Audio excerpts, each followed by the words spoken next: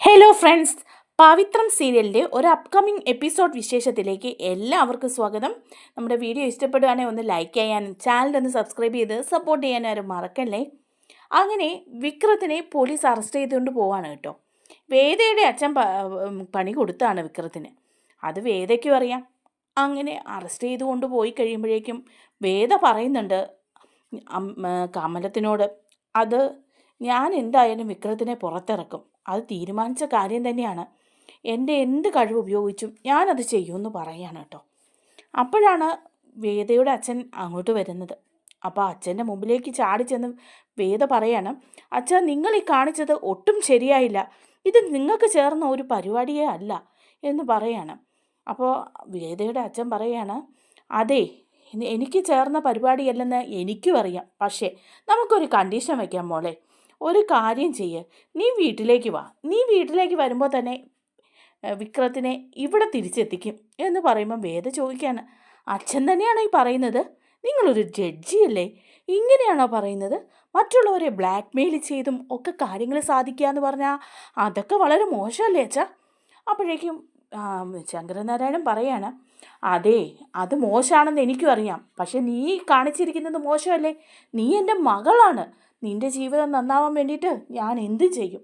ഓഹോ, അപ്പോൾ അച്ഛൻ എത്തിക്സൊക്കെ മറന്നാണ് പ്രവർത്തിക്കുന്നത്. ഇത്രയും നാളും എനിക്ക് എല്ലാവരുടെയും മുമ്പിൽ പറയാനൊരു വാക്കുണ്ടായിരുന്നു, എൻ്റെ അച്ഛൻ അഭിമാനിയാണ്, എൻ്റെ അച്ഛൻ കള്ളത്തരം പറയില്ല എന്ന്. പക്ഷേ ഇപ്പോൾ അത് മനസ്സിലായി. ചെറിയ കാര്യങ്ങൾക്ക് പോലും മറ്റുള്ളവരെ ബുദ്ധിമുട്ടിക്കുന്ന ഒരു ഈഗോ ഉള്ള ഒരാളാണ് അച്ഛനെന്ന്. അപ്പം ശങ്കരനാരായണൻ പറയാണ്, അതിപ്പോൾ ഇനി എങ്ങനെയാണ് നീ വിചാരിച്ചാലും എനിക്ക് കുഴപ്പമില്ല. വിക്രത്തിനെ ഇവിടെ വിടണമെന്നുണ്ടെങ്കിൽ നീ തിരിച്ച് നമ്മളെ വീട്ടിൽ വരണം എന്ന് പറയും. അപ്പോൾ വേദ പറയാണ്, അപ്പം ശരി, നമുക്ക് കാണാം. എനിക്ക് നിയമമൊക്കെ അറിയാം. നിയമത്തിൻ്റെ വഴിയെ തന്നെ അച്ഛാ ഞാനും പോയിക്കോളാം. എങ്ങനെയെങ്കിലും വിക്രത്തിനെ തിരിച്ചു കൊണ്ടുവരാമോയെന്ന് ഞാൻ നോക്കും. എൻ്റെ ഭർത്താവാണ് വിക്രം. ഓ, നിൻ്റെ ഒരു ഭർത്താവ് ഈ വർത്തമാനം ഒന്ന് നിർത്തുന്നുണ്ടോ എന്ന് പറയാണ് കേട്ടോ ശങ്കരനാരായണൻ. അതിനുശേഷം വേദ ഉറച്ച തീരുമാനം എടുത്ത് അവിടെ നിന്ന് ഇറങ്ങുകയാണ്. ഇതേ സമയം വിക്രം ജയിലിലാണ് കേട്ടോ. അപ്പോൾ ലോക്കപ്പിലിട്ടിട്ട് SI അവിടെ ഉള്ള ചാർജെല്ലാം വിക്രത്തിൻ്റെ മേലെ വയ്ക്കുകയാണ്. 3-4 അടിപിടി കേസുകളും മോഷണക്കുറ്റവും എല്ലാം വച്ച് FIR എഴുതാണ് കേട്ടോ. ഈ സമയത്താണ് വേദ അങ്ങോട്ട് കയറി വരുന്നത്. വേദ വന്ന പാടെ വിക്രം മുഖം തിരിക്കുകയാണ് ചെയ്യുന്നത്. SIയോട് സംസാരിക്കുന്നുണ്ട് കേട്ടോ വേദ. എന്നിട്ട് പറയുന്നുണ്ട്, സാറേ, ഇത് ശരിയായ കേസല്ല. സാറ് പണം വാങ്ങിച്ചിട്ട് തെറ്റായ രീതിയിലാണ് ഇപ്പോൾ വിക്രത്തിനെ അറസ്റ്റ് ചെയ്തിരിക്കുന്നത്. അപ്പം SI പറയുന്നുണ്ട്, നിങ്ങളുമായിട്ട് ഈ കേസിന് ഒരു ബന്ധവുമില്ല, നിങ്ങളെ തട്ടിക്കൊണ്ട് പോയെന്ന് പറഞ്ഞാൽ ഒന്നുമല്ല, ഇത് വേറെ ചില അടിപിടി കേസുകളൊക്കെയാണ്. അപ്പോൾ വേദ പറയാണ്, എനിക്കറിയാം സാറേ, വേറെ അടിപിടി കേസൊക്കെ കോടതി കിടക്കുന്ന കാര്യങ്ങളല്ലേ. ഇപ്പോൾ ഇവനെ അറസ്റ്റ് ചെയ്തുകൊണ്ട് വന്നിരിക്കുന്നത് എന്തിനാണെന്ന് എനിക്കറിയാമെന്ന് പറയും. അപ്പം വിക്രത്തിനോട് ചെന്നിട്ട് വേദ പറയാണ്, എൻ്റെ അച്ഛൻ കാരണമാണ് വിക്രത്തിന് ഈ ബുദ്ധിമുട്ടുണ്ടായതെന്ന് പറയാം. അപ്പോൾ ഉടനെ വിക്രം പറയുന്നുണ്ട്, എനിക്കറിയാം, നിൻ്റെ അച്ഛൻ കാരണമാണെന്ന് ഞങ്ങൾക്ക് എല്ലാവർക്കും അറിയാം. നീ കാരണമാണ്. നിൻ്റെ അച്ഛനെ കുറ്റം പറയാൻ പറ്റില്ല. അയാൾ മകളെ വളർത്തി വലുതാക്കി നല്ലൊരു രീതിയിൽ എത്തണമെന്ന് വിചാരിച്ചിട്ട് മകൾ ഇങ്ങനെയൊക്കെ കാണിക്കുമ്പം അയാൾക്കും ദേഷ്യം വരാതിരിക്കുമോ? നിൻ്റെ അച്ഛനെ അല്ല പറയേണ്ടത്, നിന്നെയാണ് പറയേണ്ടത്. നീയാണ് തലയിൽ നൊഴിയാതെ എൻ്റെ വീട്ടിൽ തന്നെ നിൽക്കുന്നത്. വീട്ടിൽ പോകുന്ന പല പ്രാവശ്യം നിന്നോട് ഞാൻ പറഞ്ഞില്ലേ? ഇപ്പം എന്നെ ഈ അവസ്ഥയിലാക്കിയിരിക്കുന്നതിന് കാരണക്കാരി നീയാണ്. ഞാനിവിടെ കിടന്നോളാം, എനിക്ക് പുറത്തിറങ്ങണ്ട. ഇവിടെ കിടന്ന് മരിച്ചാലും കുഴപ്പമില്ല, നിൻ്റെ ഒന്നും മുഖം കണ്ട് മരിക്കണ്ടല്ലോ എന്നൊക്കെ പറയുമ്പം വേദയ്ക്കും അങ്ങ് വിഷമാവുകയാണ്. വേദ അവിടെ നിന്ന് ഇറങ്ങുകയാണ്. എങ്ങനെയും വിക്രത്തിനെ പുറത്തിറക്കണം എന്നുള്ള ഒരാഗ്രഹത്തോടെ ഇറങ്ങുകയാണ് കേട്ടോ. അതിനുശേഷം വേദ നേരെ പോകുന്നത് ദർശൻ്റെ വീട്ടിലേക്കാണ് കേട്ടോ. അപ്പോൾ വേദ ചെല്ലുന്ന കാണുമ്പോൾ ദർശൻ്റെ അമ്മയ്ക്കും അച്ഛനും ഒക്കെ സന്തോഷമാവാണ്. അപ്പോൾ ദർശൻ്റെ അമ്മ ഇങ്ങനെ വിഷമിച്ചിരിക്കുകയായിരുന്നു കേട്ടോ, മാൻ്റെ വിവാഹം മുടങ്ങിയതിലൊക്കെ.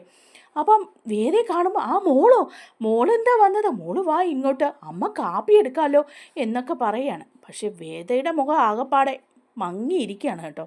അപ്പോൾ അച്ഛനും പറയുന്നുണ്ട്, അയ്യോ, മോള് വന്നോ? നന്നായി, മോള് വരുമെന്നറിയായിരുന്നു. ആ വീട്ടിൽ നിന്ന് പോന്നോ മോള് എന്നൊക്കെ പറയാം. അപ്പം വേദ ചോദിക്കുന്നുണ്ട്, ദർശൻ എവിടെ? ദർശൻ മോളിൽ റൂമിലുണ്ട്, മോളങ്ങോട്ട് ചെല്ല് എന്ന് പറയുമ്പോഴേക്കും ദർശൻ ഇറങ്ങി വരികയാണ് കേട്ടോ. അപ്പം എന്താ വേദയെന്ന് ചോദിക്കുകയാണ് ദർശൻ. അപ്പോൾ പറയാണ്, ദർശനോട് എനിക്ക് പേഴ്സണലായിട്ട് കുറച്ച് കാര്യങ്ങൾ സംസാരിക്കാനുണ്ട് എന്ന് പറയുമ്പം ദർശൻ്റെ അമ്മ പറയാം, ചെല്ലും മോളെ, നിങ്ങൾ 2 പേരും കൂടെ മോളിൽ പോയിരുന്ന് സംസാരിച്ചോ, ഞങ്ങൾ രണ്ടും മാറിയിരുന്നോളാം എന്ന് പറയാണ്. അങ്ങനെ വേദയും ദർശനും കൂടി മുകളിലത്തെ റൂമിൽ പോയിരുന്ന് സംസാരിക്കുകയാണ്. അപ്പോൾ ദർശൻ ചോദിക്കുന്നുണ്ട്, എന്താ വേദ? അത് ദർശ, എനിക്കൊരു സഹായം ചെയ്യണം നീ. അപ്പം ദർശൻ ചോദിക്കുക, എന്താ വേണ്ടത്? ഇപ്പം എന്ത് സഹായം? അത് എന്താന്ന് വെച്ചാൽ വിക്രത്തിനെ പോലീസ് അറസ്റ്റ് ചെയ്തുകൊണ്ട് പോയി. എൻ്റെ അച്ഛൻ പറഞ്ഞിട്ടാണ് അവരത് ചെയ്തിരിക്കുന്നത്. വെറുതെ ലോക്കപ്പിലിട്ടിരിക്കുകയാണ്. അവരവനെ ഉപദ്രവിക്കുകയും ഇല്ലാത്ത കേസുകളൊക്കെ ചാർജ് ചെയ്യുകയും ചെയ്യും. അതൊക്കെ അവന് ബുദ്ധിമുട്ടാവും. അപ്പോൾ ദർശൻ പറയാണ്, അത് നേരാ, നിൻ്റെ അച്ഛൻ പറഞ്ഞിട്ടായിരിക്കും ചിലപ്പം. അങ്ങേർക്കും വിഷമമൊക്കെ കാണുമല്ലോ. അപ്പം ഉടനെ തന്നെ വേദ പറയാണ്, ദർശ, നീ എനിക്കൊരു ഉപകാരം ചെയ്യണം. കാരണം എന്താണെന്ന് വെച്ചാൽ എങ്ങനെയെങ്കിലും വിക്രത്തിനെ പുറത്തെടുക്കണം. അവന് ജാമ്യം കിട്ടേണ്ടതല്ലേ, അത് കിട്ടണം. എനിക്ക് വേറൊരു അഡ്വക്കേറ്റിനെ പോയി കാണുന്നതിലും നിന്നെയാണ് വിശ്വാസം എന്ന് പറയാം. അപ്പോഴേക്കും വലിയ ഇതൊന്നും ഇല്ലാതെ തന്നെ ദർശൻ പറയാണ്, അതിനെന്താ, അതിനുള്ള കാര്യങ്ങളൊക്കെ നമുക്ക് നീക്കാമെന്ന് പറയാണ്. ഞാൻ കാരണമാണിപ്പം വിക്രം ഇത്രയും ബുദ്ധിമുട്ടുന്നത്. അതുകൊണ്ട് അവന് ഒരു നിമിഷം പോലും ഇനി ജയിലിൽ കിടക്കാൻ പാടില്ല. അപ്പോൾ ദർശൻ പറയാണ്, അതിനെന്താ, ഞാൻ എല്ലാ സഹായവും ചെയ്യാം. ഞാൻ പോയി ഒന്ന് കോട്ടിട്ടിട്ട് വരാമെന്ന് പറയണം. അത് കഴിയുമ്പോഴേക്കും ദർശനും വേദയും കൂടെ മുകളിൽ നിന്ന് ഇറങ്ങി വരുമ്പം ദർശൻ്റെ അമ്മയും അച്ഛനും ഒക്കെ ഭയങ്കര സന്തോഷത്തിലിങ്ങനെ ഇരിക്കുക കേട്ടോ. എന്നിട്ട് പറയുന്നുണ്ട്, എവിടെ പോവാ രണ്ടുപേരും കൂടെ പുറത്ത് പോവാണോ? ഇവരുടെ കല്യാണം ഒന്ന് കഴിഞ്ഞാൽ മതിയായിരുന്നു. സന്തോഷമായി, വിവാഹം മുടങ്ങിയല്ലോ എന്നോർത്ത് വിഷമിച്ചിരിക്കുകയായിരുന്നു. ഇനിയിപ്പം നിങ്ങൾ രണ്ടുപേർ ചേരേണ്ടത്. എൻ്റെ മോൻ ദർശൻ എത്ര നാൾ നിന്നെ സ്നേഹിച്ചതാണെന്നറിയാവോ മോളെ എന്നൊക്കെ പറയുമ്പം വേദയൊന്നും മിണ്ടാതെ ഇങ്ങനെ നിൽക്കുകയാണ് കേട്ടോ.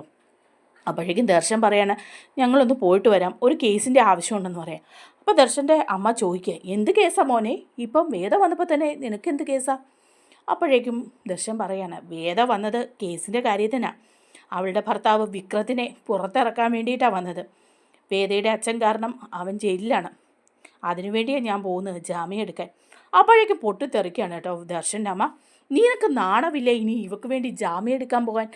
നിൻ്റെ കല്യാണം മുടക്കിയതാണ് അവനും ഇവളും കൂടി. എന്നിട്ട് ഇനി അവനെ ജാമ്യത്തിലെടുത്ത് പുറത്തിറക്കാൻ നിനക്ക് നാണമില്ല എന്ന് ചോദിക്കാം. അപ്പോൾ ദർശൻ പറയാം, നീ ഇങ്ങോട്ട് വാ വേദയെ, നമുക്ക് പോകാമെന്ന് പറഞ്ഞിട്ട് വേദയും കൂട്ടിക്കൊണ്ട് പോവാണ്. അങ്ങനെ കോടതിയിൽ ഹാജരാക്കിയിരിക്കുകയാണ് കേട്ടോ വിക്രത്തിനെ. ആ സമയം കോടതിയിലെത്തുകയാണ് ദർശനും വേദയും കൂടി. എന്നിട്ട് ജഡ്ജിനെ കണ്ട് മജിസ്ട്രേറ്റിന് മുമ്പിൽ പറയുകയാണ് കേട്ടോ, കാര്യങ്ങളെല്ലാം പറഞ്ഞ് ജാമ്യം അനുവദിക്കുകയാണ്. എന്നിട്ട് SIയെ വിളിച്ചിട്ട് മജിസ്ട്രേറ്റ് പറയുന്നുണ്ട്, ആ വിക്രത്തിനെ വിട്ടോളൂ എന്ന് പറയാണ്. അങ്ങനെ വിക്രത്തിനെ റിലീസ് ചെയ്യുവാണ് വേദയും ദർശനും കൂടി. അപ്പോൾ വിക്രത്തിൻ്റെ ഫ്രണ്ട്സ് അവിടെയുണ്ട്. അപ്പോൾ അവർ ചോദിക്കുകയാണ്, ഇതാരാണ് മേഡം ഇതെന്ന് ചോദിക്കുമ്പോൾ വേദ പറയാണ്, ഇതെന്നെ വിവാഹം കഴിക്കാനിരുന്ന ആളാണ്, ഈ വിവാഹമാണ് അന്ന് മുടങ്ങിപ്പോയതെന്ന് പറയുമ്പോൾ അവർ പറയുക, ഇത്രയും നല്ലൊരു മനുഷ്യനെ ഞങ്ങൾ കണ്ടിട്ടില്ല. സ്വന്തം വിവാഹം മുടക്കിയ ആളെ തന്നെ ജാമ്യത്തിൽ ഇറക്കാനൊക്കെ വന്നപ്പോൾ നിങ്ങളുടെ മനസ്സ് വളരെ വലുതാണെന്ന് പറയാണ് കേട്ടോ. അത് തന്നെ പറയാണ് വിക്രു. എന്നിട്ട് പറയാണ്, എടി നീ എന്നെ ഇട്ടിട്ട് അയാളുടെ കൂടെ പോ, ഇത്രയും നല്ലൊരു മനുഷ്യനാണ്, ഇത്രയും നല്ല മനസ്സിനുടമയാണ് ദർശൻ, അയാളുടെ കൂടെ നീ പോ, എൻ്റെ പുറകെ നീ ഇങ്ങനെ നടക്കാതെ എന്ന് പറയാം. പക്ഷെ വേദ പിന്തുടർന്ന് പോവുകയാണ് കേട്ടോ. അപ്പോൾ അവർ പുറത്തിറങ്ങുമ്പോഴേക്കും ഒരു ചായ കുടിക്കാമെന്ന് പറയുകയാണ് എല്ലാവരുടെ.